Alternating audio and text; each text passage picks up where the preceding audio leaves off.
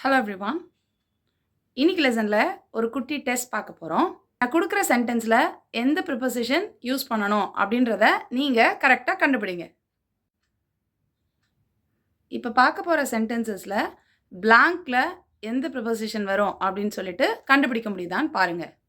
First one, I am going blank home.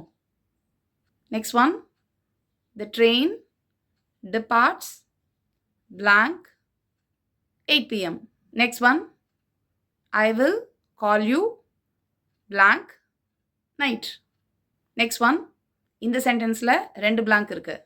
I will come blank India blank summer. Next one, I go to park blank the morning. Next one, I will go blank abroad for my higher education. இப்போ answers check பண்ணலாம். First one, I am going home. இதில் ஹோம்க்கு முன்னாடி எந்த ப்ரிப்போசிஷனுமே வராது.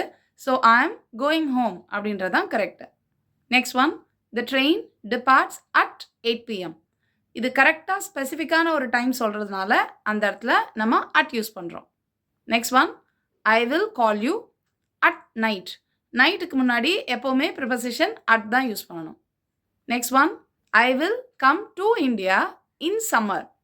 இதில் to இந்தியான்றது நம்ம வரப்போகிறோன்றதுனால டு இந்தியா. சம்மர் அப்படின்னு சீசன் நேம் இருக்கிறதுனால சீசன் நேம்க்கு முன்னாடி நம்ம இன் போடணும். Next one, I go to the park in the morning. Next one, I will go abroad for my higher education.